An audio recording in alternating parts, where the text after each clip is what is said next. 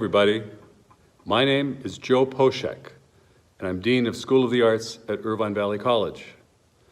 And I'm speaking to you from a very, very quiet and deserted theater at Irvine Valley College. Even though the theater is deserted, the arts remain vibrant and very much engaged here. This season, we'll be doing a series of streamed and virtual events in music, dance, and theater. And I hope you'll be able to join us for some of these events. Thank you. Good evening. Welcome to Exploring Near and Middle Eastern Dance live stream event hosted by Irvine Valley College's Dance Department. This is our first ever live stream event, and we welcome you into our homes. My name is Jennifer LeCurran. I am the chair of the dance department at IVC, as well as a full-time faculty member. And this evening, we're going to be talking with our full-time faculty member, Angelika Nemeth, who has been with IVC Dance Department for the past 17 years and has a wealth of knowledge about Near and Middle Eastern dance forms. Welcome, Angelika. Hi, Jen. Hello, everybody. And it's a pleasure to be here tonight to share all this with you, and for the first time.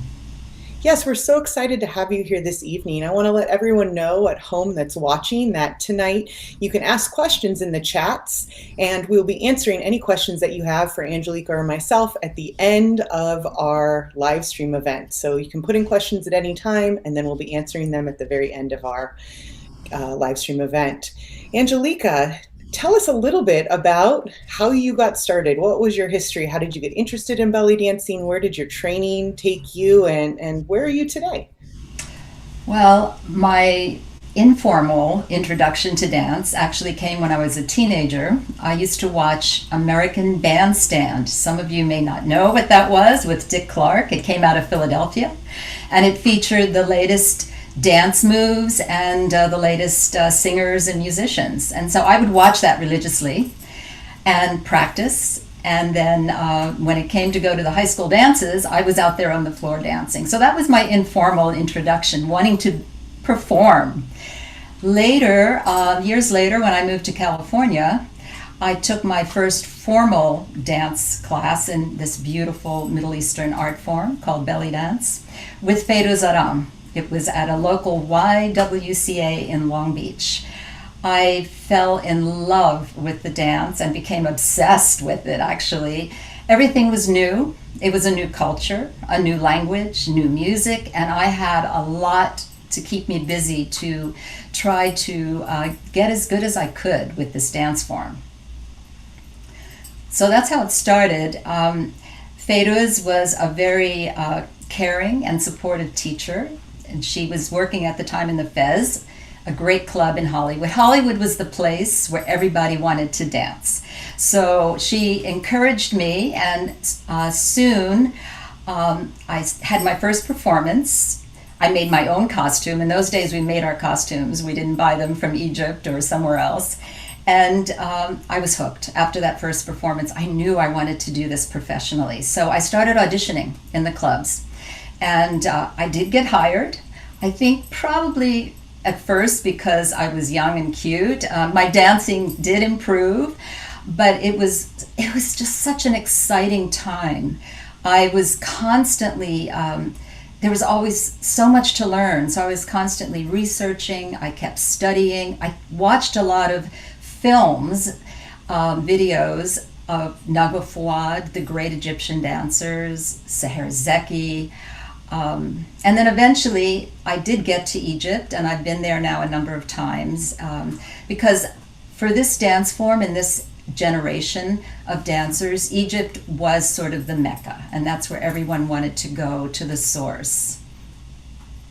So about 20 or so years into dancing professionally, I danced in the nightclubs with live music, which was really a treat. I did the nightclub scene from about in the 1980s all through the 1990s. And then I was very fortunate because not only did I have that nightclub scene as an artist, I was also able to do concerts because I was teaching at that time. At Orange Coast College mostly was my first opportunity. So the first video that we're going to see tonight is about after 22 years or so of performing. This video was taken at a show. Every year there is an annual belly dance competition event called Belly Dancer of the Universe, and I am a judge at this event. So the first video is from that event in 2002. I am doing a solo, and I am sort of doing a mixture of American style and Egyptian Lebanese, because I'm using the veil a lot, which was sort of traditional for the American style of belly dance. So please enjoy my performance at the Belly Dancer of the Universe competition.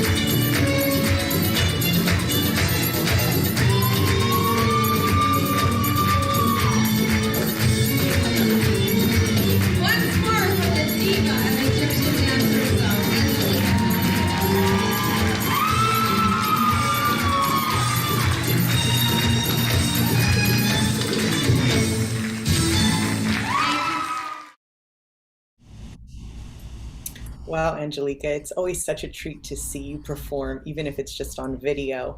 After seeing that solo, I can clearly see how music plays a key role. And knowing in general in dance that dance is one of the only art forms that relies on another art form, music, to really get across its point of view and what we're trying to share. But I think that's particularly important with Middle Eastern and belly dance. Could you tell us a little bit more about how the connection between music and dance are for this genre?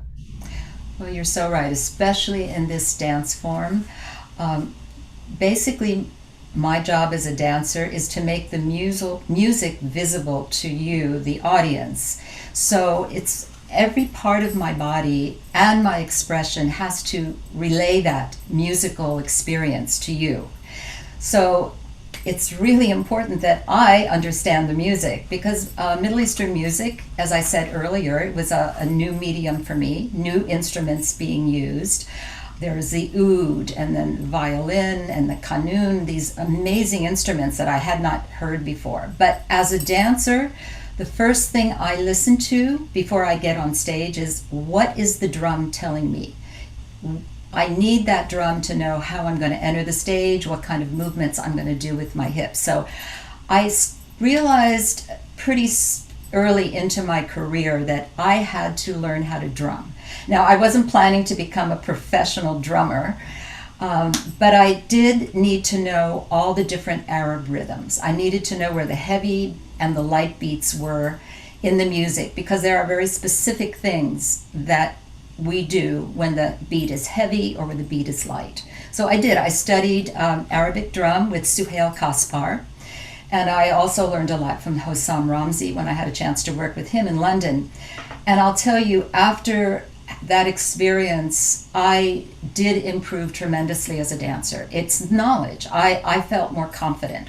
So yes, the music is key to Middle Eastern dance. Also, one other aspect, an Arab audience basically has a prerequisite for a dancer. If she dances and is technically proficient but has no expression, they're not interested. To be a good dancer of Middle Eastern dance or to be a good belly dancer, you have to feel the music and express it in your face as well as your body. Yeah, we can definitely see that when we watched you perform that solo, that you're feeling that music inside of your body and movement and heart and soul. And I do think live music is an important aspect. I know at IVC, several classes that you teach each semester, we make sure to include live music. I know that that seems to be something that really helps connect the dancer to the music on a different level than just using recorded music all the time. Definitely. Again, the generation of dancers that I represent, we were very fortunate when we started working in the nightclubs. For me, especially in Hollywood, it was all live music. I worked with the music from the Middle East. Nowadays, that is not the case. It's really rare to be able to work with live music, at least in the LA area and Orange County area. The learning is tremendous when you have to have that energy coming from you and that interaction with musicians. It's so joyful and it's so exciting to be in the moment because this dance form truly is improvisational at its heart and soul. Yes, we do choreograph things, but really you want to have that spontaneity, and with the energy coming from the musicians, that makes it so much easier to improvise. Yeah, it is a real treat as a dancer, no matter what genre, to be able to have live music. It definitely changes everything, and it just makes you be more spontaneous in the moment and be able to Right. react to what is happening. The other thing I wanted to talk to you about is, and you mentioned this in your background a little, but performing a dance from another culture, that can be a large challenge. But could you talk a little bit more about that experience for you, and if there's different forms of Middle Eastern dance, or is it just belly dancing? How do you categorize all of that, and what have you studied personally? Well, as far as category, there is a a great article I read. It was written by a scholar in Islamic music and arts. Her name was Lois Ibn al-Faruqi. She categorized Middle Eastern dance into 4 areas. The first was chain dances, like a depki. The second was combat dances. You have a lot of sword dances, stick fighting dances from different regions throughout the Near and Middle East.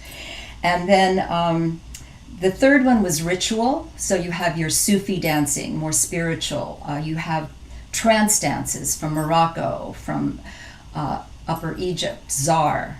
And then you have your solo improvisation, which belly dance falls under. So all these dance forms, they represent such a rich variety. I mean, when you talk of the Near and Middle East, we are talking of a huge area, huge, and so many regional dances. And I wanted to study as many as I could. I mean, I did study some Tunisian dancing, and I studied different regions of Egypt, more folkloric. I did some depki. And then I also got very interested in Persian dancing. Persian music and dance is very, very different from Arabic. Iran has a rich culture themselves. But I also took some formal dance classes in Persian classical dance. My first one was with Leona Wood. She was also a mentor of mine for a while. I respected her tremendously. And the other aspect of Persian dance that I fell in love with was a kind of, it was about a folk hero, Iranian folk hero called Baba Karam. It was a really funky dance, more street smarts kind of dance. And if you ever go to a Persian party, eventually someone will get up and do it. And I went to some Persian parties and I wanted to know how to do it. And so I actually learned that from Persian women who took my class, actually my students. Some of them were very proficient in it. And so I got to study with them and learn that aspect. So the study is endless when you're thinking of this area of the Near and Middle East, definitely. I know that the next video that we're going to be watching highlights this interest that I had in Persian dance. One of my mentors was also a woman who just walked into my class one day, and she was retired, and she wanted to take belly dance. And then pretty soon I realized, oh my God, this is an amazing woman. She has so much talent. And she stayed with me for many years. We became friends, and she was actually a vaudeville dancer. She had danced during that time, had her own dance company, and then she also did Spanish dances and flamenco. So she became a dear friend and mentor of mine. Her name is Dorothy Hefner, and she actually helped me choreograph this Persian dance that I put together. We did this dance for my dance company, and I wanted to include both of these aspects that I had learned, some more of the classical Persian, which is more arms, face, very little hips at all. And then I wanted to also put in this very funky street dance, Baba Karam. It's a man's dance, but women also do it. And when they do it, they have to wear things that signify these guys. They have to wear a fedora, and they usually have a white shawl. And of course, in those days, the men had these big whiskers that they would play with, and they were very important. So this dance that the guys did was about working class guy. He works hard all day, and in this case it represents a baker making bread. And then when he's done, he puts on his hat, puts his scarf around his head, and he goes to the local bar. Nowadays not, but then yes. And he has some vodka, and then he starts to dance. And he does this really funky, earthy dance. So I wanted to incorporate both of these. So Dorothy did mostly the men's part, and I did mostly the women's part. And we performed this dance. I I call it Eshve because Eshve in Farsi means flirtation, the art of flirting. And this is a big part of the women's. They flirt with their eyes, with their lips, with their looks. And so that's a big part of it. And it was really interesting. This particular choreography ended up winning an award. And whenever my company was asked to perform somewhere, this is the choreography they always wanted the company to perform. So our next video will highlight this. And oh, one more thing. We got lucky and we were able to perform this in the iconic Ford Amphitheater in the Hollywood Hills. So please enjoy Eshve.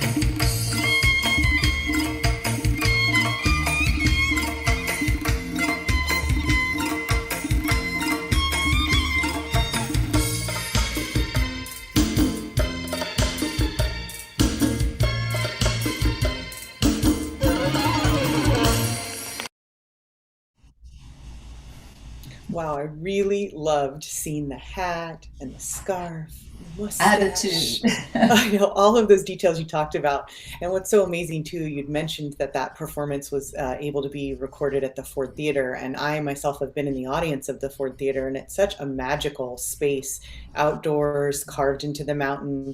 It's got the dual level with the stairs. So Right. it separates the performance and just gives the piece a whole different look than maybe a traditional theater venue would. Could you talk a little bit about the opportunity to perform in that space and what that was like for you and your dancers?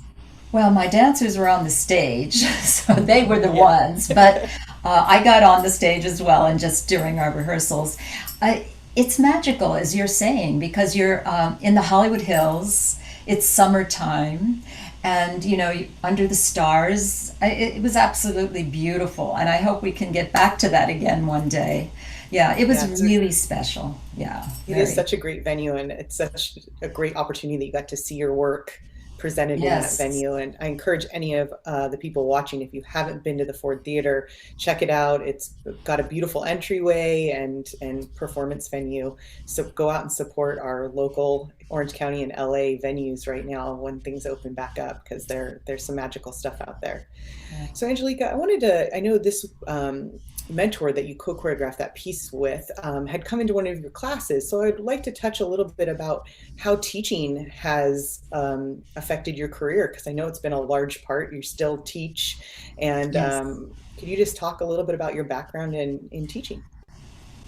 Well, I was sort of in the right place at the right time.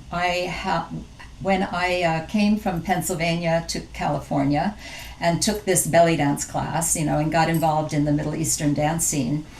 Um, After about a while, my teacher, Feiruz, she went to Egypt on a sabbatical, and she had been teaching at Long Beach City College. And so she asked me if I would like to fill in for her. And as I said, I was in the right place at the right time, and I had a teaching degree.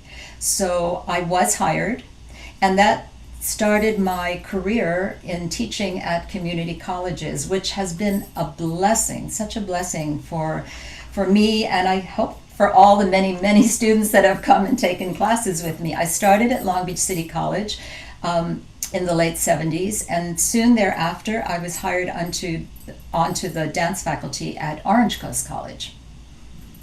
And at that time, belly dancing was hugely popular. So I think that's why they hired me, because the dance faculty was not necessarily thrilled that I was hired, because at that time there was sort of a negative attitude about this dance form. The dance form basically was misunderstood.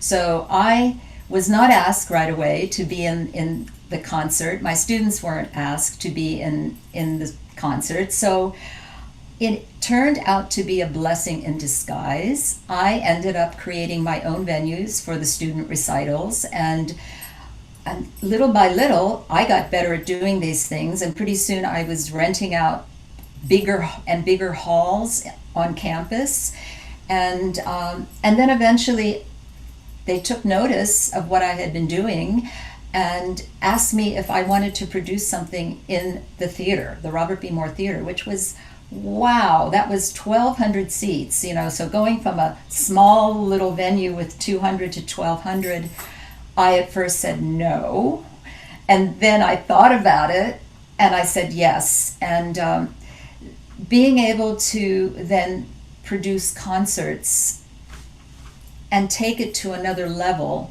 Yes, I was in the nightclub, and that was exciting and great, but not everybody would go to these Arab nightclubs. But now I'm on a big theater stage, and I'm on stage with other dance forms, ballet, jazz, modern.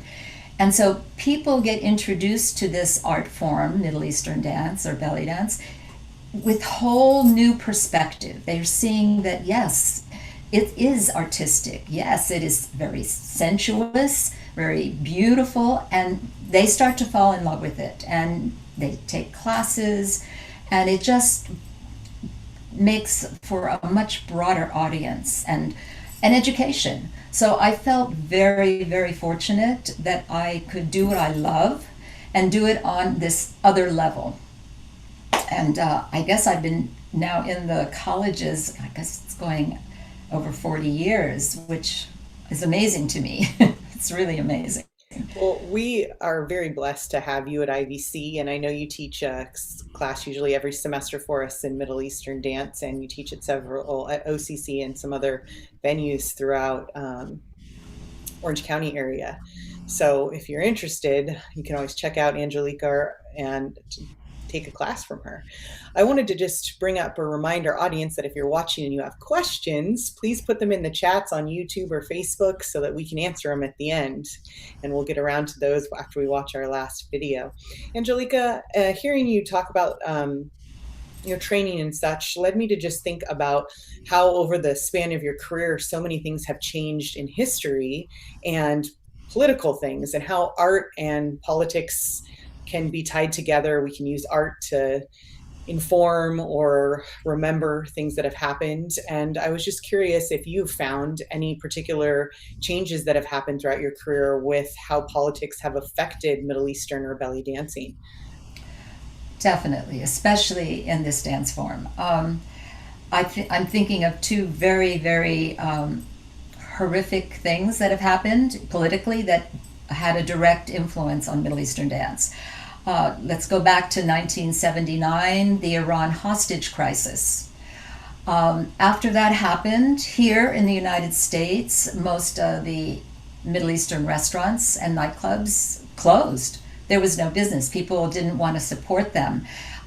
Even though this was happening in Iran, in general, at that time, the American society at that time really didn't differentiate that much between, oh, this is Iranian, this is Arab. Now they do, but at that time, no. So it affected the entire Middle Eastern dance scene.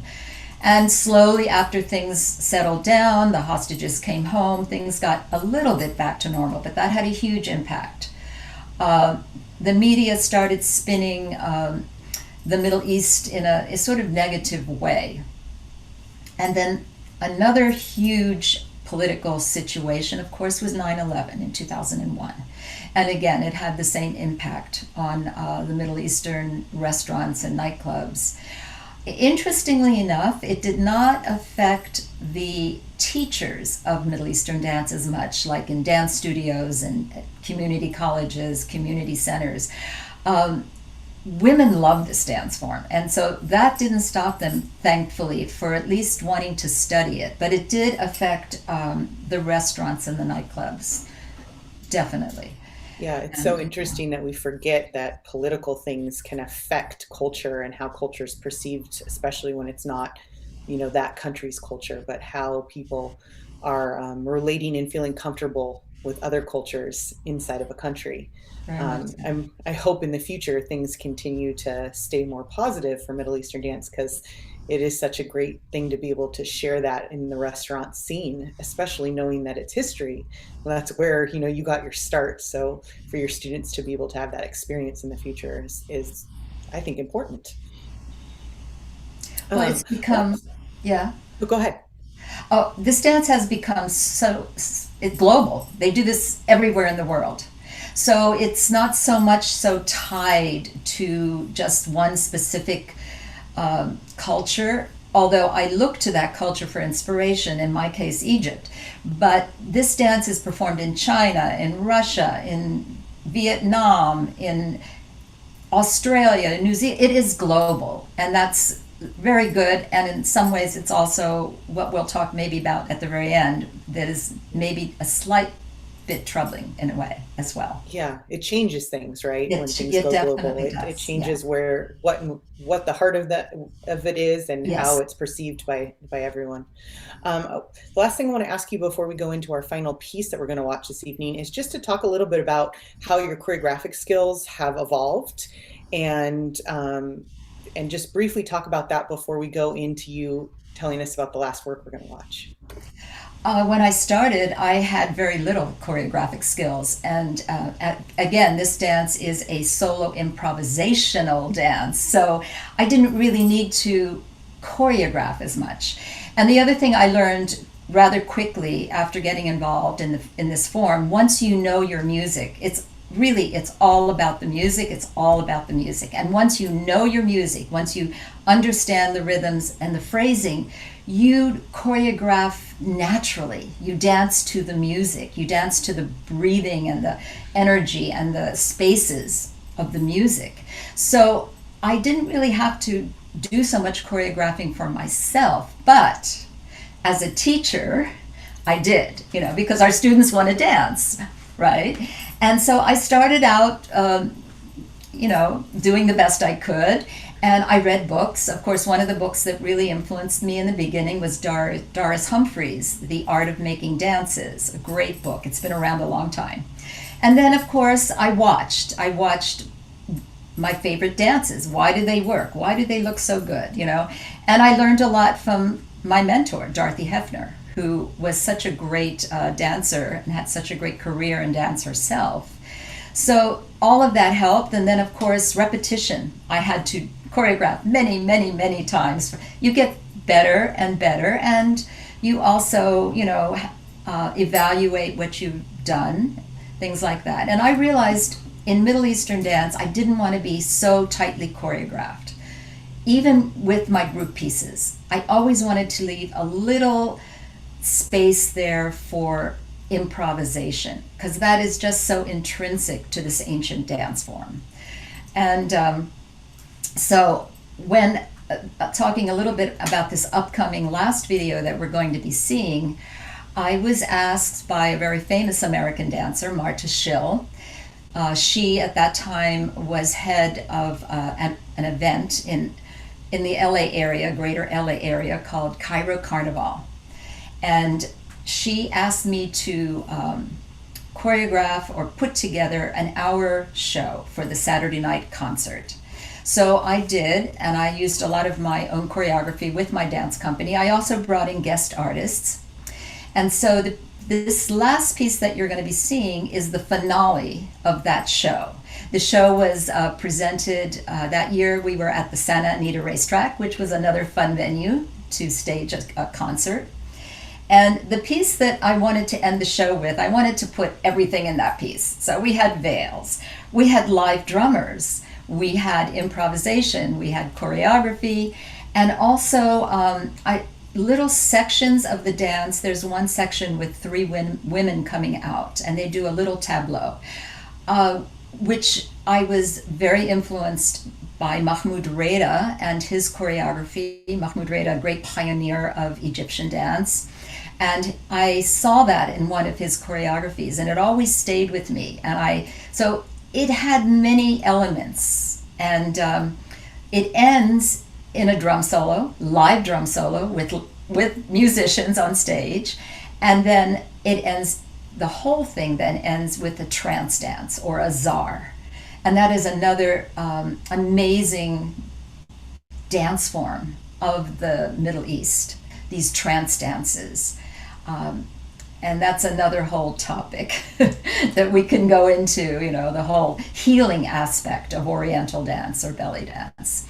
So this is my dance company, again, with guest artists, and doing a choreography. I called it the Big Piece, and eventually then we changed it to the Casbah Rocks.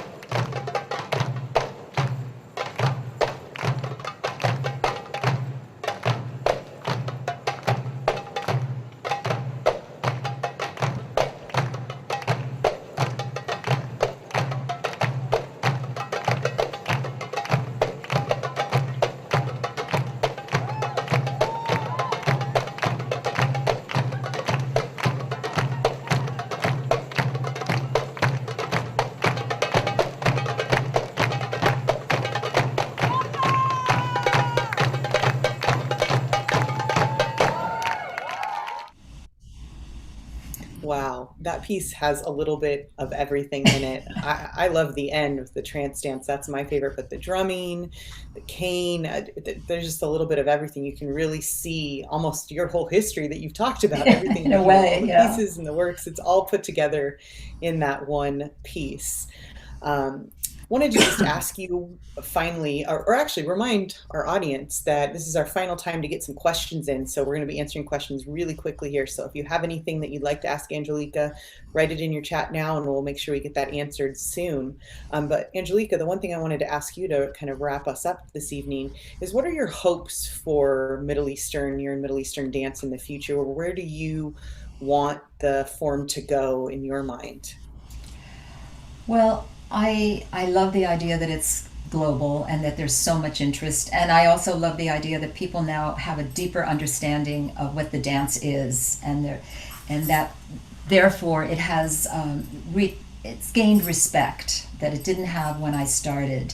I would hope that the dance retains its soul, so to speak. And the soul of this art form is that beautiful improvisational style and the relationship to the music. So that the music, it doesn't get too diluted with fusion. So I love the Arab music and the drumming and both the classical and folkloric aspect of it. So I just hope it continues in that way, and that people continue to appreciate it and get a deeper understanding of the cultures that this ancient dance has come from. Well, I hope that that stays true for you and for the hopes of all your students, to be able to experience where the art form's going to go. I'm going to go over to the questions now. We've got a few. The first one I'm going to ask is from Mona on YouTube. She was asking, what year was that last performance that we saw, the large group piece at the end? 2006.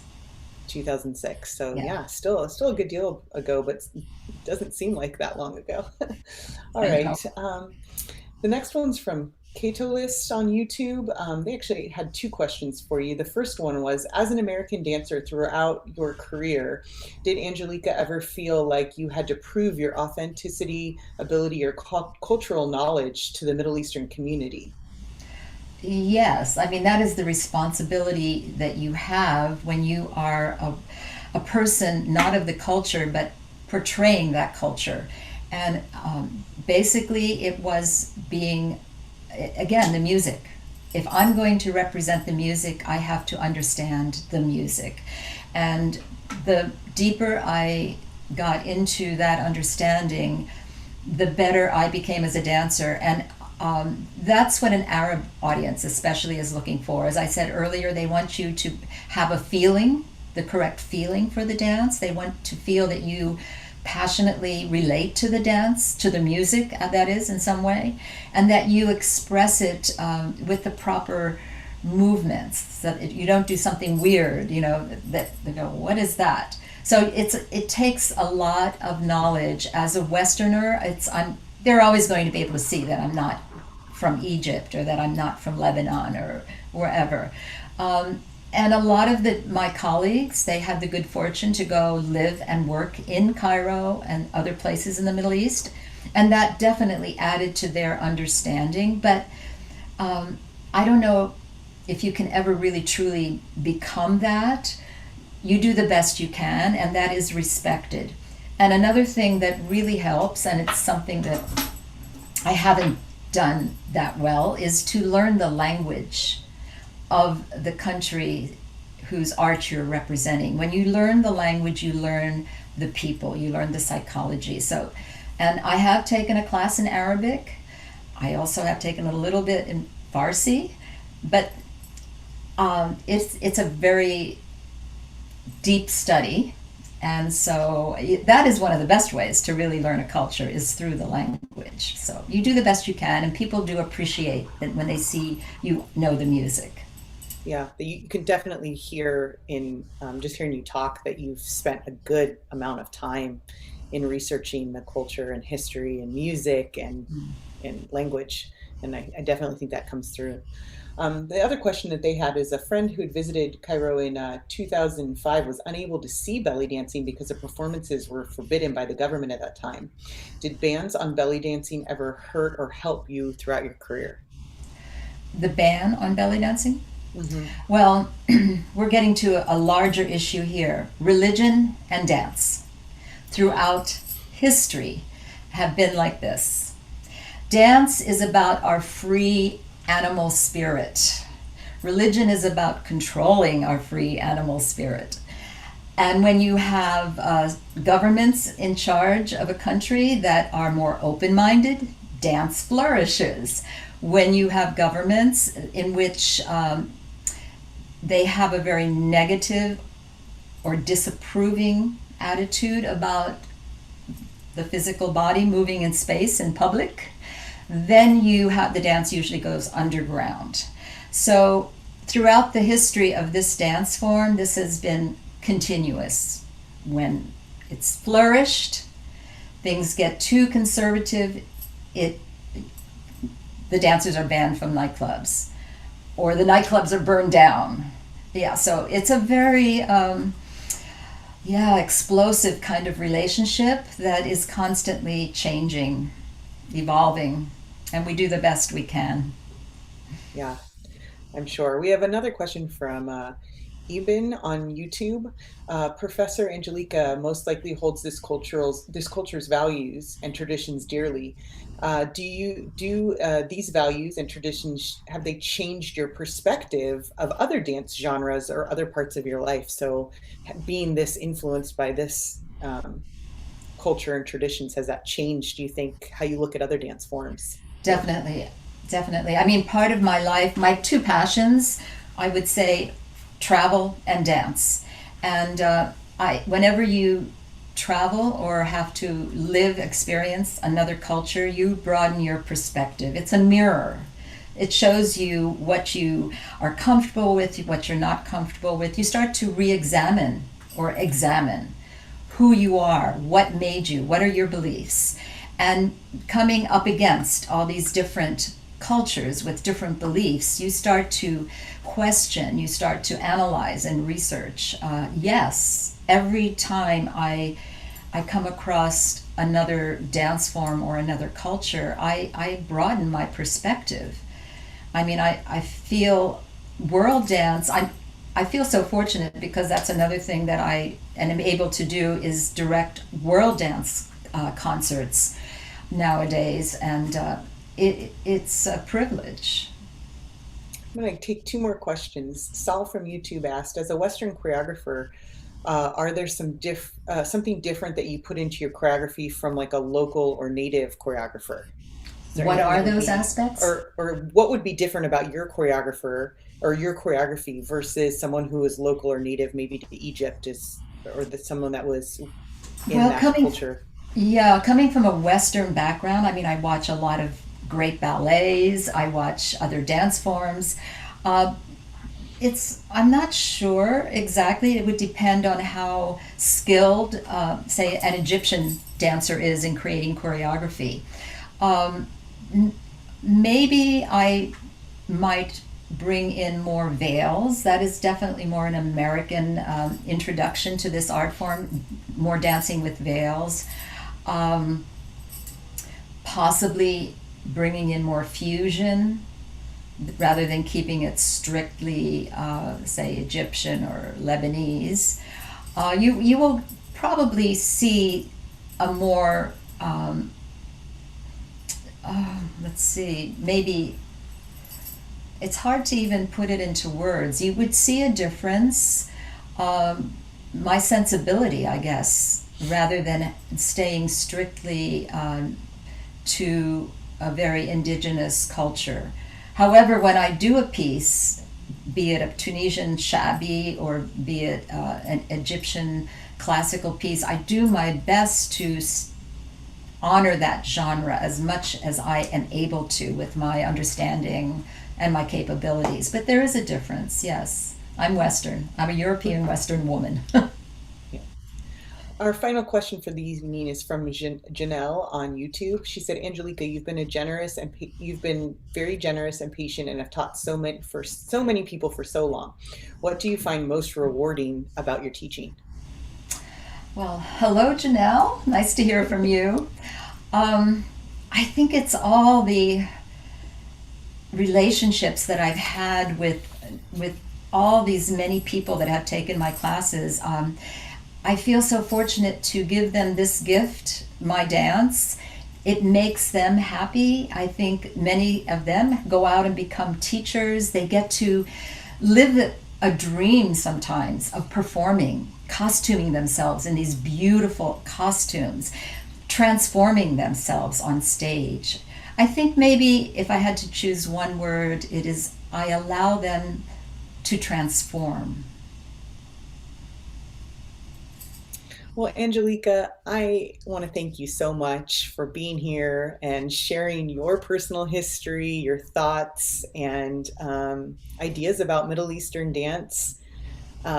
We are so lucky to have you on faculty at IVC, and I also want to just let everyone out there know if you're interested in taking Middle Eastern dance, it is on our schedule for spring 2021 here at Irvine Valley College Dance Department. So come and dance with Angelika. But thank you for taking time out of your day, sharing your home with us and all of your background and knowledge. I am very grateful. I want to say thank you to our IVC crew, dance crew, that has been able to pull together our first live stream. And I also want to invite you to join us for our next live stream, which is our IVC Masterclass Series, Community and Identity Through Dance, with our faculty member Cruz, and Monique Jones will be hosting that event. It will be on Friday, October 14th at 7 p.m. as well. And I hope you all have a wonderful evening, and we look forward to seeing you again soon.